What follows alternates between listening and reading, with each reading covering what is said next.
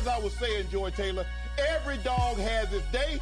And since I'm a big dog, I've got 2 days. Okay. So now. You just called yourself a dog? Yeah, I'm a dog. Yeah, I'm a big dog, a big one. Kevin Durant is 6'11", who can pull up from 40. Okay. This brother is on that level. I'm talking about offensively. Do you think you're better than Darrelle Revis is right now? I'm better than you. What up, everybody? Welcome back to another episode of the Lowdown Podcast. I'm your host, Mark Brown, as always, and I have another special guest on the show, and it's due to, again, dire circumstances because we just got this news in just a couple hours ago about the Olympics officially being postponed, and I have, in that case, I had to get somebody that's definitely an expert when it comes to the Olympics, especially a coach, because I wanted to get a coach's perspective. And here we go. I have an Olympic development sprint coach, and his name is Adrian Bazemore. He was a former football player, and now he coaches some of the greatest of the great, like most elite like athletes when it comes to football and track and field. He is the go-to guy, and I just had to welcome him on the show. So, Adrian, welcome to the show. Thank you, sir. I really appreciate it. Oh, no problem at all. And then I guess to get started, I know you heard the news because I'm pretty sure, because obviously the coaches, you guys probably got the news before everybody else did about the Olympics being postponed. So, I mean, how does it feel knowing this is happening all at once? It just seems like this tragedy continues to unfold every day. It seems like it's just never ending. Oh my gosh, I'm gonna take you back here a little bit for Division II championships. A shameless plug. One of my guys, I have two of my guys that were headed to Division II championships. The one kid broke the indoor record. I'm sorry, he's number 2 all time ever in Division II for the 200, and so he was ready to go. He was projected to win. And my other kid, he was a decathlete. Well, I'm sorry, they call it multi-indoor. And so he was projected to go, at least place. And so those two guys were going to be ready for outdoor. They automatically, they got to Alabama, which was in Birmingham Crossplex in Alabama, and they got Wednesday or Thursday, and then they canceled it that Friday, the day before the meet was supposed to take place. I'm like, you got to be kidding me. Wow. So, see, that's another thing. I mean, this is affecting not only just one section, because we're so used to, when you hear things about like tragic events happening. When you hear about that, it usually happens in one region. You don't hear about it being everywhere. This is the entire earth, the entire world suffering the same fate. So seeing this happen and seeing the Olympics get postponed, I mean, think about it. We've never seen, like the last time the Summer Olympics was either canceled or postponed. This is canceled. This is back in 1944 during basically the climax of World War II. So basically it was canceled 3 times. It happened in 1916, 1940, and 1944. So that's the last time. So it's been over 75 years since the last cancellation of the Olympics, since the last time the Olympics was either postponed or pushed back or anything happened to it. So pretty much I'm pretty sure, I'm confident to say, just about majority of the world, maybe 95% of the world, maybe 90% of the world has never seen this happen before, never lived in a situation like this where the Olympics got postponed. So just going off of that, it's just ridiculous just to see how impactful this microorganism has been towards just the entire world. It starts off in one area, right? There's one region, and then it spreads everywhere. Now it's to the point where the NBA gets suspended, and then Major League Baseball, they cancel spring training, and then we don't know when their official start date is, but we know their opening day is going to be well into the future. And now it's affecting, it affected National Hockey League, affected MLS, everything. And then knowing that the Olympics are getting postponed, that's a risk for college football and the NFL if this doesn't get any better anytime soon. So knowing that it's affecting all these athletes, that's hundreds of thousands, if not millions of athletes around the world that are affected by this. But at the same time, they don't want to take the risk of sending thousands of athletes into one spot where the virus could just spread rapidly and turn into an impending doom. We don't want that to happen. Oh, absolutely correct.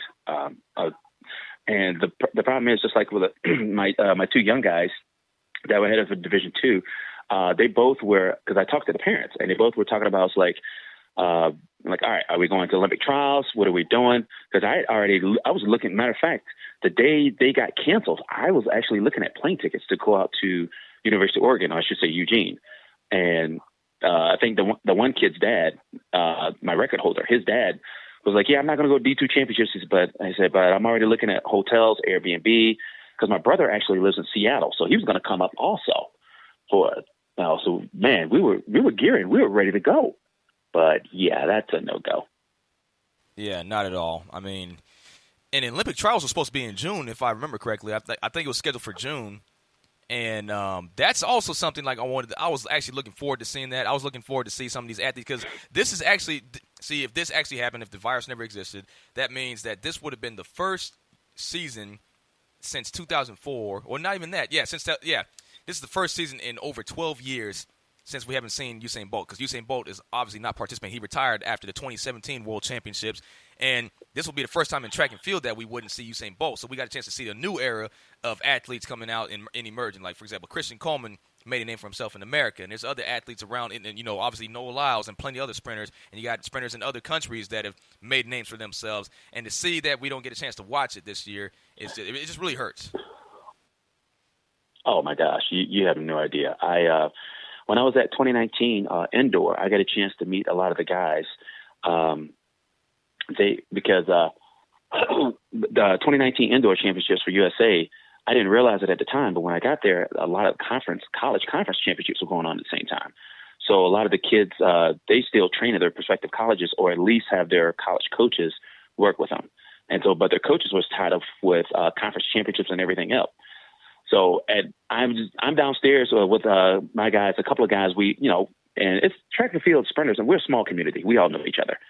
And I'm walking downstairs, and I'm sure you probably heard this name before. I walk by, and I see this tall gentleman walk by me. He kind of looked familiar.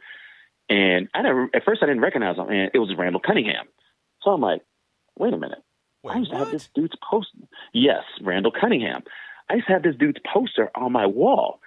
People forget Vashti Cunningham she was a U.S. champion in high school, 16, 17 years old. People forget about that.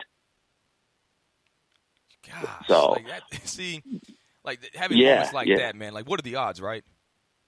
Right. And so I walked by, I'm like, Mr. Cunningham? And he just turned by and said, yes. And so we had a nice conversation. Real cool dude. And so we're just talking shop, just hanging out. And another guy, because a bunch of people from Atlanta came up. This other brother, he came up and said, what's up, everybody? And I kept looking at him. It was Dwight Phillips. He was a world record holder for long jump. I'm like, oh, okay. I guess we got some talent here, huh? Oh, man. Talk about a story right there. I mean, I'm pretty sure, that's something that you'll never forget. That's for sure. Oh, no. It was my introduction, quote unquote, second introduction to the professional track and field world. It was such a blessing. We exchanged numbers, pictures, and it was so awesome. It was one of those things where I'll never forget. And since a lot of the coaches weren't there, there's a gentleman by the name of John Teeters. They used to call him White Lightning. I know exactly I've never seen it. Yep. Yes, I've never seen a big dude run this fast ever in my life. He was a 10 flat, 9.9, I want to say, out of Oklahoma State. Yep, he sure was. He was Oklahoma State's top sprinter. This is he was actually racing Trayvon Bromell when he was at Baylor in the Big 12 championship. Yeah. They were always race each other, and they made it all the way to the national championship back in 2015. And that's when it was Bromell, it was John Teeters, and it was also this guy that came out of USC. He was a junior college athlete, as a matter of fact. He raced against Tyreek Hill in the junior college championships like a year prior to that. And for some reason, his name is just not clicking right now. I know exactly who he is, but his name is not clicking. He ran for Canada in the Olympics in 2016. I'm trying to think of his name. For some reason, I can't think. Andre DeGrassi. Andre DeGrassi. Yeah. That's right. Yep, there he is. Yep. Yeah, Andre DeGrassi. Yeah. So this guy was being compared, or he was actually giving Trayvon Bromell and Andre DeGrassi competition. See, now John Teeters, he was there when Tyreek Hill, because Tyreek Hill was at Oklahoma State briefly before he got kicked off the football team. But he ran indoor track in 2014. I remember that. And John Teeters was also part of the team then. But John Teeters really started to blast off a year later. So in 2015, that was his year. And I see why they call him White Lightning. This is the John Teeters. This is before Matthew Bowen. So, but the thing about that is John Teeters wasn't as fast as Matthew Bowen was in high school. That's the crazy part. Bowen was somebody that was already. I mean, he broke the national record, for crying out loud, a high school record that lasted nearly 30 years. And oh yeah, yeah. So to see, and then that's another thing. That's a tough blow for Matthew Bowen. I know they were talking to him about that. Like he was supposed to be participating in the indoor track and field championship that was supposed to happen not this past weekend, but the weekend prior to that on March 14th of that weekend. It was supposed to go, and then they canceled everything. So they got at first it was postponed, and then they canceled it, and then the NBA was suspended. So it's been a huge snowball effect that's been going on with just about every sport you can think of. All these collegiate athletes not be able to participate in spring sports. Same with the professionals, and now the Olympics. That's when you know this is getting really serious. Oh man, oh yeah, it's funny because none of us, I mean, absolutely none of us projected this to happen. Trust me, it's throwing me for a loop. There's a gentleman by the name of Nate Miller. By the way, FYI, I'm going to probably do a lot of name dropping. I don't mean to. It's just during this hiatus, I get a chance to speak to a ton of coaches, and we all get to catch up. So just warning you. So, oh, no problem. No, go ahead. Go ahead. By all means. Okay. So gentleman's name is Nate Miller. We happen to coach the exact same kid out of Northwood University up here in Michigan.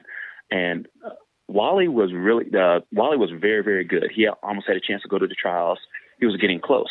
And come to find out, Nate and I coached Wally once he graduated, and Nate coached him in college. So obviously we automatically had that connection.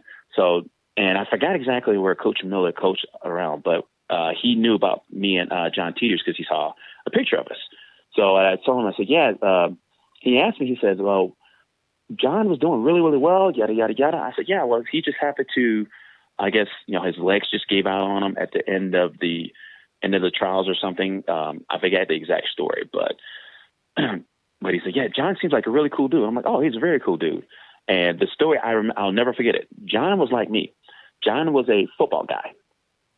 I can't remember exactly if he got a offer to walk on, an offer right out of college.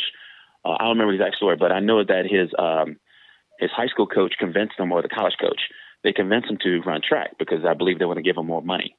And so he was like, okay. And obviously the rest is history. So. Man, that's a pretty cool story right there too. I mean, so you said obviously since you were a former football player, so when did you get into start coaching track? So when did you become a sprint development coach? Actually, I meant to say this to you earlier. Yeah, I'm a former football player. Long story short, I did everything backwards. And those of you listening, don't do what I did. I just happen to be blessed, and I happen to do it backwards. I actually didn't go to college right away. I started at community college, and I was working at a gym, and my mentor at the time, actually he still is, he convinced me. He said, dude, you have a lot of athletic ability. You should probably, do something with it. And I was a pretty good football player. So I was training. I was working at the gym, so that worked out perfect. I went to CFL camp with the Hamilton Tiger Cats, or I should say the tryouts with them. I got invited to Detroit Lions tryouts. So, but the biggest thing with me was I was about a 4'6", about an average about a 4'6", and I knew I had to get faster. So I met up with a gentleman. The gentleman by the name is Victor Finch. He coached in the, I want to say 96 to 2000 Olympics, and I hope he's listening. He'll have to correct me on that one. But I know he was in the 96 Atlanta Olympics because the girl that he was coaching, her name is Theta Fines. And when we're done with done talking, you can look it up when you get a chance. She has like a ton of records at Michigan State, Indiana State, and everything else for track and field. Uh-huh. She actually is Bahamian. I forgot the exact terminology, but she ran for the Bahamas. So Theta was, Vic was coaching Theta, and he actually moved back to Michigan because his wife is actually from northern Michigan or mid-Michigan, something of that nature. And him and I met, and so Vic started coaching me just to be faster. So I kept getting faster and faster. And he clocked me one day. Vic actually had me electronic at 4.37. So I'm like, oh, I guess I must be doing something. So. Jeez, 4.3. See, that's yeah. That's it's even to this day, man. Like, it's common. Not even common. Like, it's common to see like skilled players running 4.3s, like sub 4.4s. But at the same time, it's still rare because when you watch the NFL Combine, you only see like maybe a handful of players out of the entire deal running 4.3s or running, a 4.3 or below. So Right. So that's proof. Like everything that your trainer was telling you, saying that you had athletic ability, that's proof right there. What you just said, that is proof. So, I mean, that's unique. And then I'm pretty sure you utilize that over the years. And now, knowing that you're a sprint development coach, man, I'm pretty sure you know the ins and outs of technique and keeping players relaxed, especially when they're sprinting, because there's so many different techniques that you have to. I feel like so obviously it's about talent, right? You have to have the talent to be sprinting, especially be a sprinter like on the Olympian level. Obviously, you have to have God-given talent for that. But at the same time, you got to have technique. I mean, I've noticed other track coaches always emphasize that you have to say that you have to, focus on technique and, deep breathing and all that. You got to be able to focus and be relaxed because, like, when you're running, if you're not relaxed, if you're running all tight, that can, you're more prone to injuries while you're running. You're more prone to pulling your hamstring or even, straining it or anything like that in that deal or situation. And it also, you can lose races that way. If you're tight, your form starts to fall apart and somebody can come back and get you. Oh my gosh, I could be here 10 minutes talking about that. Once I was done with Victor, he had the audacity to leave me and go coach the Bahamas national team. I mean, how dare he? So, but anyway, so Vic left, and I'm like, crap, I don't have a coach, and so I got linked up with the coach at Michigan State. So he was coaching me at the time and training me, and literally out of the blue, he's like, listen, I don't have time to train you. You want to just come run for me? I'm like, oh, okay. And literally, that's how I ended up at Michigan State. Literally. So wow. But yeah, that's how it happened. No, and people look at me like, "Are you serious?" I'm like, "I'm dead serious." But now, granted, I was older, so I didn't run under MSU's name, so I ran unattached. So, like a lot of the records stuff that I did, it won't show up because again, I ran unattached. But I was still subject to everybody the same rules. Because I was older, so Coach Gatson didn't have to worry about me doing nothing stupid. So, but working with Victor was like how you and I were talking right now. That's how Victor is. Victor, he would never. I can't remember a time he actually raised his voice, and I've seen him work with thousands of athletes. Victor, he would literally look at me one day. I'll never forget it. He looked at me one day. Because he clocked me. I think I guess you call it a bad day. I ended up running 4.45, and Victor just turns and looks at me. He's like, "Yeah, that was a bad day." So Victor turns and looks at me. He's like, "Oh, by the way, I have a girl that's faster than you, so I'm just letting you know." And talking about making brother mad, I'm like, "Man, if you don't stop lying." He's like, "No, I'm dead serious." He's like, "Saber Theta?" He's like, "Yeah, she was faster." I'm like, "Ain't no way on the planet a girl is faster than me." He's like, so of course he pulls it up. He said, "You see these records right here? She ran, I forgot what she ran, indoor, outdoor. It's on Google, but anyway, he's like, and a lot of people don't know this." He said, "But I have the only 3 or 4 girls that actually ran a 4 flat or 4.1 hand time now, hand time." So he's like, "Yeah, she ran a 4 flat in the 40 at hand time." I'm like, I don't like you no more at all. What other response could you have from that? Like, Exactly. I'm like, "Are you freaking kidding me?" And he's like, "Yeah." He says, "Yeah, she ran a 4 flat." I'm like, of course, he didn't. It was just one of those times he was coaching, so of course he didn't record it at the time. And so I'm like, all right, I'm gonna dive deep into this. So I asked a few other coaches because we all know each other. I'm like, "Hey, you guys remember Saber Theta?" They're like, "Oh yeah." Other coaches from all over, like, "Oh yeah, she was super fast, yada yada yada." I'm like, "Well, Coach Finch swears up and down that she ran a 4 flat in practice one day, hand time." He's like, "I don't know if it was a 4 flat, but it was definitely at least a 4.1. I'm like, I quit. I'm done. So, I would have been the same. I'm like, is this even worth it? Man, come on. So, but working with Coach Gatson at Michigan State, it was going around. It was Coach Gatson. He's still coaching right now, and I can't remember. He's coaching like a small D3 school, D2 school, because it happens to be like 20 minutes, half hour from his house, because he still lives outside of East Lansing in Michigan. And so Coach Gatson, I mean, that's my dude. I still see him all the time. And he was a technician. All the technique, everything that I got, a lot of it I got from him. Because Coach Gatson, I swear, he would yell "relax" about minimum 50 times a practice. And I swear I'm not exaggerating. Of course, like we do it like a repeat, a 100 or 200 or whatever. Because keep in mind, I'm a 60-meter runner. And coach was like, hey, you didn't run bad, but you got to relax more. You're doing this, yada, yada, yada. And at the time, he had the gentleman, he's coaching at Clemson right now. He's a long jumps coach for Clemson. He changed the game because he was coaching a couple of folks that were USA qualifiers, not from Michigan State necessarily, but from just all around. And so he pulled me aside. He taught me the same technique that USA Jumps uses. It's called cut the calf technique, and that's one of the techniques that I use to this day.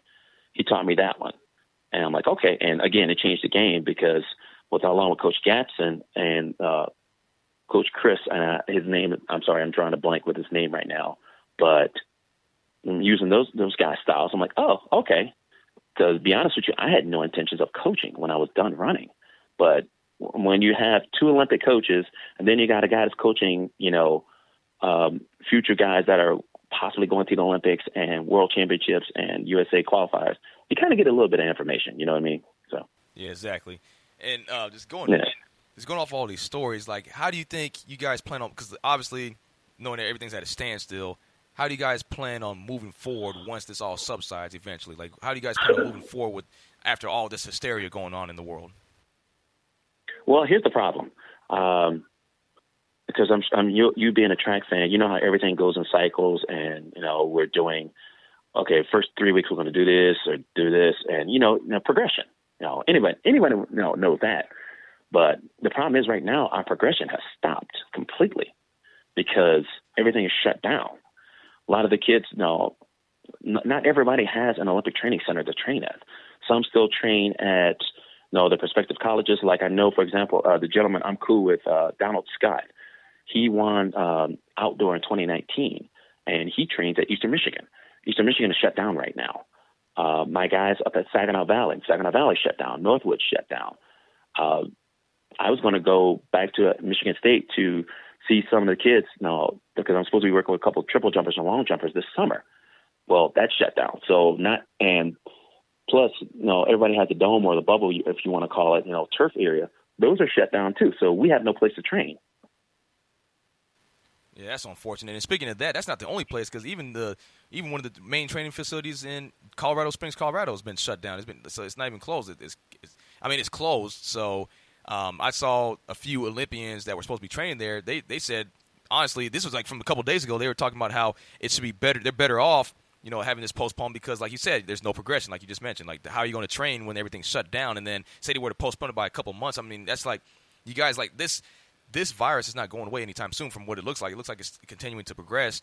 So it's like if they were to postpone it like by a couple of months, it's like, well, if everything's shut down, they're not really gaining anything, like you said.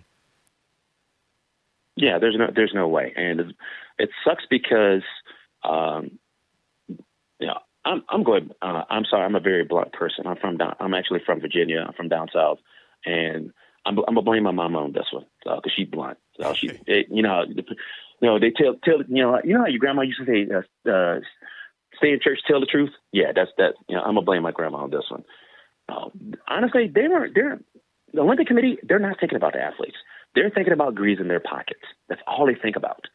And a lot of folks are depending on sponsors and performance, and because a lot of contracts are performance based, sponsor based. I know quite a few kids, or at least I'd say about 5 to 10, a handful, were thinking about going pro this year because they were peaking. They were going to do well. And I told them, because I talked to their coach too, I'm like, hey, shoe companies are going to start calling because you guys are going to, you guys are possibly going to go pro. You need a place to train, agent, the whole 9 yards. And it's depending on the contract. But nobody can perform now because we have no place to train. And right now I'm in Michigan. It is, I want to say it's like 40 degrees out. You can't get no good times at no 40 degrees. I don't care what you do. Exactly. So it's like, I'm actually glad. Oh, keep going. My bad. No, you go ahead. Go ahead. No, I'm actually glad that you're actually being very blunt about that because, people need to hear the truth, right? It's not really good to be just holding or sugarcoating things, especially a situation like this. It's definitely not a good idea to sugarcoat something like this because, think about it, like I said, like that's hundreds of thousands of athletes that have been training for many years for this moment and knowing that it's all gone, taken away from them for now, Just, I mean, think about it. Like, see, some of these athletes, like, say if you're 26 right now or 25, then you add another 4 years to your life. I mean, obviously, they're postponing it for another year. So hopefully that helps. But at the same time, I mean, still, people were expecting to run this year. That's how it's gone. I mean, like we said, we've never seen the Olympics get, like, postponed or canceled for over 75 years. So to see this happen at this point, I mean, this was the best time to witness, like I mentioned earlier, some of these new athletes and all these athletes you've actually encountered with shine on the big stage. And now you got to wait a whole nother year, most likely because the IOC members said they're likely to postpone it to 2021 sometime in that year. I'm predicting maybe July or August of that year. And just to see them wait another 12 to 15 months until then means that, here's the problem. Because if this virus doesn't, subside anytime soon, say it subsides by August, right? And then say it hits another curve and starts to increase like it does during the seasonal flu, like around like September through the later months into Christmas, then that's more months taken away from these athletes that can't train. And then chances are it'll be the same predicament next year around this time, because if there's no vaccine, then this virus will continue to come back or something like that. Say it does, worst case scenario. So how is this going to make it any better for them if this continues to happen? Oh, absolutely. I agree. I agree 100%. Matter of fact, I was just Snapchatting a coworker, and I forgot that her mom had recently got sick. Well, I should say I want to say it was last year. Mom had, she got sick, had a surgery. I don't remember the whole details, but mom is doing pretty, she's recovering. She's doing pretty good. So of course, I'm talking to her, and she's like, yeah, I can't even go see my best friend. And her best friend lives like right behind her. And I'm like, what are you talking about? I'm like, she's literally, because they would tell me stories how they were kids and they would hop the fence and go, stay at each other's houses. I'm like, girl, go hop the fence. She's right behind you. And I wasn't thinking. And she's like, you don't understand. If I get it, say if someone in her best friend's house had it and they didn't know it, she comes back home with it and she gives it to her mom. That's a fatality. And that's bad news for her mom. And I didn't even think about that. Yeah, exactly. That's another thing about these younger generations. Like if somebody's ill, and I mean, they're more likely to survive it and, recover it with just mild symptoms than somebody that's older, where they're more compromised when they have compromised immune system. So if you were to be in contact with somebody like your grandmother or somebody over 55, over 60 years old, then they're more at risk, like you said. So that's being selfish. If you get sick and you still surround yourself around everybody around, surround yourself with others while you're sick, that's very selfish if you really think about it. Oh, extremely. And I apologize to her because I wasn't even thinking. Because, say, for someone like myself or you, we get it, 95% of the time, it'll turn up like a head cold. Or my neighbor, she's a nurse, and she works with elderly people. And she said that the minute she walks through the door, she has to get tested. So, excuse me. As you could tell, I was at Eastern Michigan's pro day last week. Has it been a week? A little over a week. And it was that Thursday morning. And my guys did pretty good. You appreciate this one. One of my big guys, he is 6'3", 6'4", a nice slim trim, 320, 330, slim dude, tiny. Well, the NFL scouts, because this is my third or fourth pro day working. And so the scouts were like, I don't care what he does, as long as he runs under a 1.7 in the first 10 yards. They said, no, that's good. And I looked at him like, don't worry about that. Yeah, that's automatic.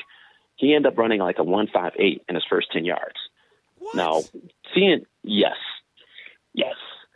And because as I was working with him, because actually I started training with him because of my buddy, John Vickers. John Vickers is his trainer. He was training him for a pro day. And so John called me. He's like, hey, I got a big guy that he can kind of move. He said, but I need your sprint techniques to teach him how to move. I'm like, not a problem. So we're working. And I kept telling him, like, dude, if you run exactly how I tell you to, you will run a 1.6 or 1.62. And again, it's a God-given talent of mine that, I can see somebody run, and I can pretty much guess within 0.05 to 0.2 seconds of what you're going to run. So as we're training and practicing, he ran it one day, and I was like, you ran about a 1.62, and John clocked it, and John's like, dude, you got he ran 1.60. I'm like, I told you, this is my God-given talent. That's what I do. So he gets there at pro day, and he just blazes it out. Like his first, he's powered out like a sprinter, like I taught him. And I'm like, oh my gosh. Seeing 330 pounds come at you that fast, bro, that's scary. It's, whew. Yeah, that is ridiculous. No. That is ridiculous seeing somebody like that size running that fast, man. That's why I kind of feel bad for these skilled players that are playing in the NFL, especially during this combine, the ones that are getting drafted, because there was a linebacker that came out of Clemson that's 6'4" and weighs about like 235, 240 and ran a 4.3.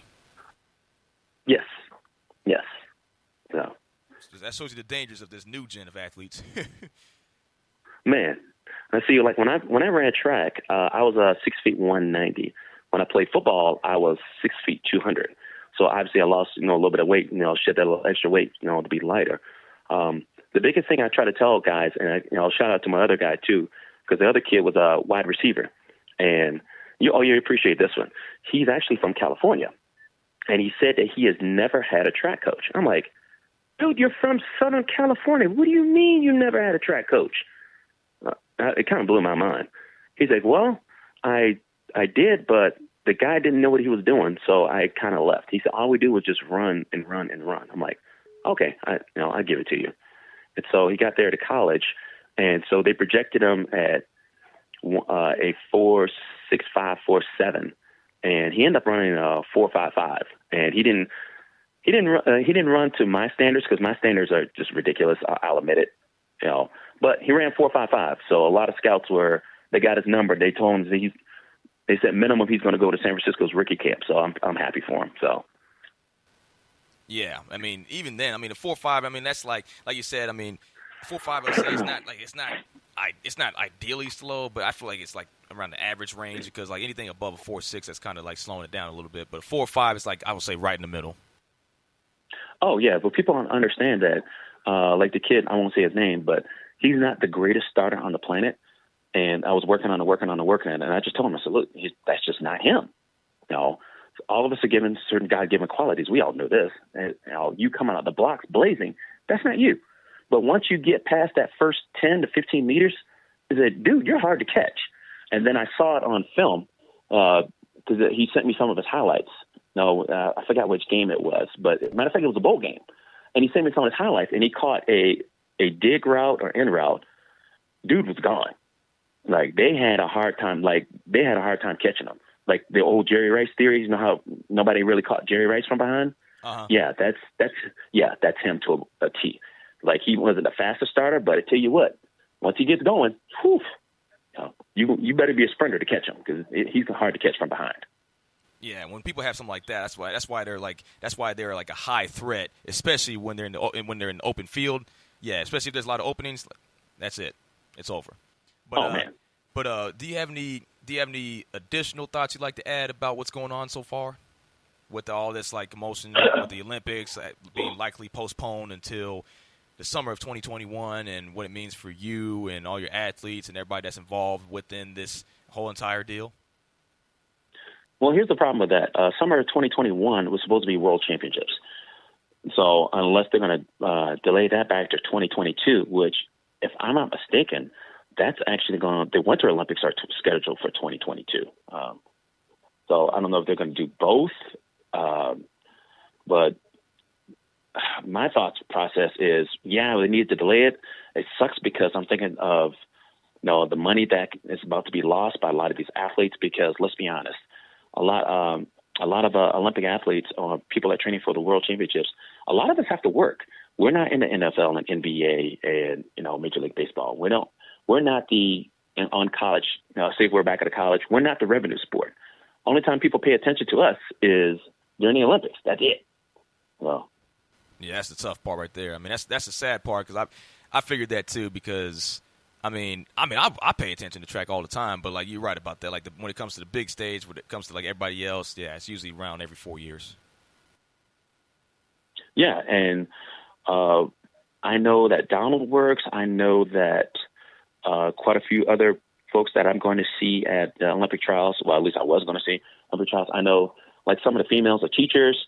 Some of the guys, they work in all different types of variety of jobs, because they have to support it. I mean, just like we were talking about shoe contracts. So like, say for example, X shoe gives you say they sign you for $50,000. And I was like, we're going to give you $50,000. And you're thinking, oh, yeah, that's great, da-da-da-da-da. But what happens, a lot of people don't understand is like they may see you swagged out, but they don't understand you got to pay for a coach. You got to pay for a place to train. You got to pay for, physical therapist. You might need a massage therapist. And you got to pay for all that. And the fact is you still got to live. So when it's all said and done, Natasha Hastings, she put out a YouTube video on it. She said it cost her, don't quote me, but I want to say anywhere between $10,000 and $20,000 a year to train, which that sounds about right. So. Gosh, I didn't realize it was going to. I knew it was going to be pricey, but I didn't think it was going to be to that extent. Oh yeah, well you got to remember, if you're gonna, you can't have Joe Schmo track coach working with you. You're trying to be the best of the best. So obviously that's going to cost some money. Not everybody's blessed enough to have a place to train at a local college or anything else. And even people that train at local colleges, they're going to charge you a rental fee. Massage therapy is it's not going to be cheap. Oh, speaking of which, they got Christian Taylor on. ESPN's on right now, and Christian Taylor's talking about the cancellation right now as we speak. Wow, so there you go. I mean, they'll have more information like as time moves on, because like all we saw so far from Bleacher Report was that it was ideally like an IOC member was saying that they're postponing it likely to summer 2021, but I guess they'll be able to have some more information on it, right? Like you said, like as we speak. Oh, well, they just broadcast it. Will likely be postponed, unlikely until 2021.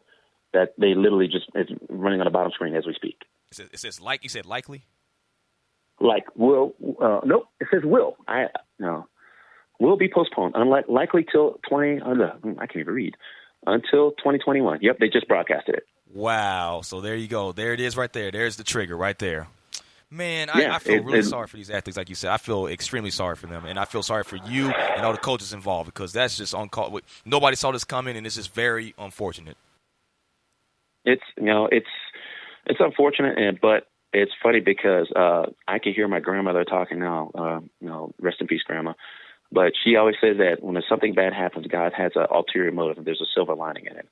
And the silver lining that we all see right now, I'm sure, like Italy was Italy? I forgot what country was saying that there's the rivers and everything are starting to clear up. Animals are starting to come back. China was reporting that the smog level has dropped like 200, 300%. I mean, like I say, it's unfortunate that we're losing this, but I guess you could say that's a silver lining, or I guess you could say God's trying to give us a statement like, hey, take care of yourselves, take care of the planet. Yeah, exactly. And because another thing is, I'm no scientist, obviously, but like when I saw they were showing a satellite over China showing that there was barely any pollution or any carbon emissions in the air, and they've never seen anything that low since the 1950s. So it's been nearly 70 years since the last time they had levels that low. Yeah, exactly. So, but the best thing I could do for my athletes and everyone else is, just stay positive. I mean, everything happens for a reason. The kid I'm working with, he was going to turn pro this year. My number two kid in the country. Actually, he was the number one D1 sprinter in the country, short sprinter, I should say. And I was talking to him and his dad. We were planning on going pro either this year or next year. But maybe it's God's way of saying, nope, not yet. So I guess that gives it more time for preparation.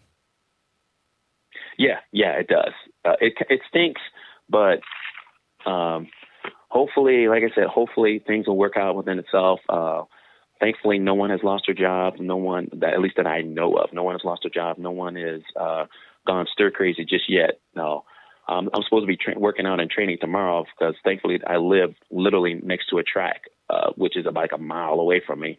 So, but yeah, I'm kind of going stir crazy in my apartment. I'm ready to go. So I don't blame you at all. I don't blame you. But so that I guess we'll go ahead and wrap it up now because I know you're eager for that tomorrow and everything. And then I'll have this episode uploaded as soon as possible. And I'm going to text it to you and everything. So again, I just wanted to thank you very much, Adrian, for coming on the show, man. It means a lot. Like that was very lots of insight that you just gave us about what's going on right now, and especially when it comes to dealing with a situation like this. Man, first of all, I want to thank you so much for having me on. It's a blessing and an honor. I appreciate it so much.